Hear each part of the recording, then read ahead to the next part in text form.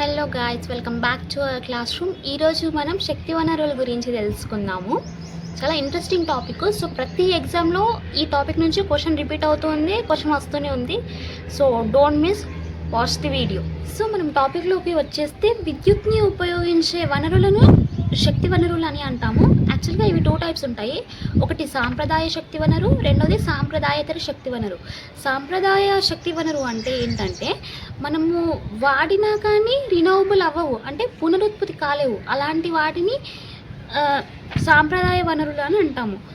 ఎగ్జాంపుల్గా చెప్పాలి అంటే బొగ్గు, న్యాచురల్ గ్యాసెస్, పెట్రోలియం, ఇంకా యురేనియం, లైక్ ఇట్లా ఉంటాయన్నమాట.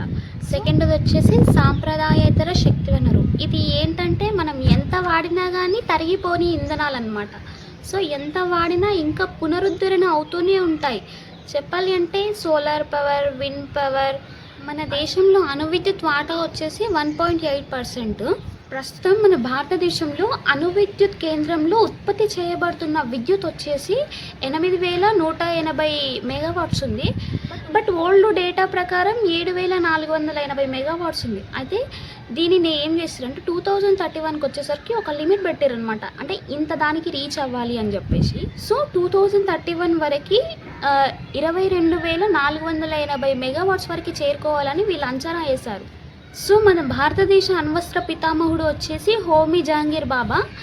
ఈ క్వశ్చన్ చాలా ఎగ్జామ్లో రిపీటెడ్గా వచ్చింది, ఇంపార్టెంట్ క్వశ్చన్ కూడా. ఈయన ఏంటంటే భారత అణు కార్యక్రమానికి ఫౌండర్ అనమాట. సో చెప్పాలి అంటే భారత స్థాపనలో ఈయన ముఖ్య పాత్ర వహించాడు. 1940లో న్యూక్లియర్ పవర్ ప్రోగ్రామ్ని ప్రారంభించారనమాట. 1954లో అణుశక్తికి సంబంధించి ఒక ప్రత్యేకమైన శాఖను ఏర్పాటు చేశారు. ఇది ఎక్కడంటే మహారాష్ట్రలోని రామ్య వద్ద అణుశక్తి కేంద్రాన్ని ఎస్టాబ్లిష్ చేశారు. అయితే 1957లో భారతదేశ మొదటి ప్రధానమంత్రి అయిన జవహర్లాల్ నెహ్రూ గారు ఈ అణు రియాక్టర్ని ప్రారంభించి దీనికి అప్సరా అని పేరు పెట్టారు.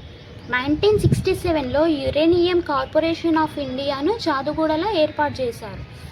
అయితే ప్రస్తుతం మనకు 7 అణు విద్యుత్ కేంద్రాలు, 23 న్యూక్లియర్ రియాక్టర్లు ఉన్నాయి. ఈ న్యూక్లియర్ రియాక్టర్లు ఎక్కువగా ఉన్న స్టేట్ వచ్చేసి రాజస్థాను. దగ్గర ఐ థింక్ 8 ఏమో ఉన్నట్టున్నాయి రాజస్థాన్లో. అయితే మన భారతదేశంలో అణు విద్యుత్ కేంద్రాలను నిర్మించి వాటిని నిర్వహించేందుకు 1987లో NPCILను ఏర్పాటు చేశారన్నమాట. రియాక్టర్లు ఎక్కువగా ఉన్న స్టేట్లు చూసుకుంటే రాజస్థాన్, తమిళనాడు, మహారాష్ట్ర, కర్ణాటక. సో ఇప్పుడు ఒక్కొక్క అటామిక్ స్టేషన్స్ గురించి తెలుసుకుందాము. ఫస్ట్ తారాపూర్, ఇది మహారాష్ట్రలో ఉంది. అయితే దీన్ని 1969 అక్టోబర్ 28న స్థాపించారు. అయితే ఇది మన భారతదేశంలో మొదటి అణు విద్యుత్ కేంద్రం మరియు 2వ అతిపెద్ద అణు విద్యుత్ కేంద్రం కూడా ఇదే, with the help of America అన్నమాట. సో అమెరికా హెల్ప్తో నిర్మించారు. ఇక్కడ అప్సరా అనే అణు రియాక్టర్ ఉంది. అయితే దీన్ని తారాపూర్ అటామిక్ పవర్ స్టేషన్ అని కూడా అంటారు. ఇక్కడ 4 అణు రియాక్టర్లు పనిచేస్తున్నాయి. నెక్స్ట్ రావత్ బట్, ఇది రాజస్థాన్లో ఉంది. అయితే 1973లో డిసెంబర్ 16న కెనడా సహకారంతో నిర్మించారు. కోట అణు విద్యుత్ కేంద్రం అని కూడా అంటారు. అయితే ఇక్కడ సహజ యురేనియం ఆక్సైడ్ను ఇంధనంగా యూజ్ చేస్తారు. దీన్ని Rawat but atomic power plant station అని కూడా అంటారు. అయితే టోటల్ 8 అణు రియాక్టర్స్ ఉన్నాయి, బట్ ఇక్కడ మాత్రం 5 మాత్రమే వర్క్ చేస్తున్నాయి. అండ్ ఇది చంబల్ నది ఒడ్డున ఉంది. నెక్స్ట్ కల్పకం, ఇది తమిళనాడులో ఉంది. దీన్ని Indira Gandhi centre for atomic research అని కూడా పిలుస్తారు. అయితే 1984లో దీన్ని ఎస్టాబ్లిష్ చేశారు. అయితే ఇక్కడ కామిని అనే అణు రియాక్టర్ ఉంది. అయితే ఇదేంటంటే ఇది మొత్తము పూర్తిగా స్వదేశీ పరిజ్ఞానంతోన నిర్మించారనమాట. నెక్స్ట్ నరోరా, ఇది ఉత్తరప్రదేశ్లో ఉంది. ఇది ఏంటంటే మన ఉత్తరప్రదేశ్లో వ్యవసాయ క్షేత్రాలు ఉంటాయి కదా, వాటికి మరియు ఢిల్లీలోని పట్టణానికి విద్యుత్ను సరఫరా చేస్తుంది. ఇది 1991లో స్థాపించారు. ఇక్కడ 2 అణు రియాక్టర్లు వర్క్ చేస్తున్నాయి.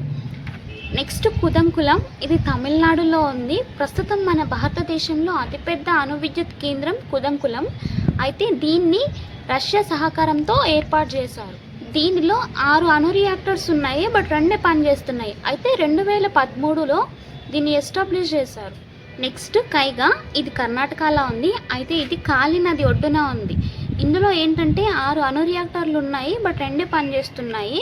2000 నవంబర్ 16న ఎస్టాబ్లిష్ చేశారు. నెక్స్ట్ కాక్రాపర్, ఇది గుజరాత్లో ఉంది. 1993 మే 6న ఎస్టాబ్లిష్ చేసారు.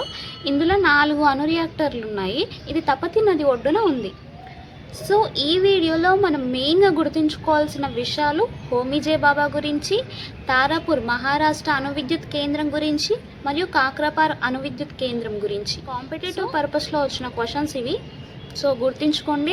అండ్ వీడియో మీకు ఎలా అనిపించిందో కింద కామెంట్స్ చేయండి. వీడియో ఇన్ఫర్మేషన్ అనిపిస్తే ఒక లైక్ ఇచ్చేయండి. అండ్ మోర్ అప్డేట్స్ కోసం సబ్స్క్రైబ్ చేసుకోండి. బాయ్.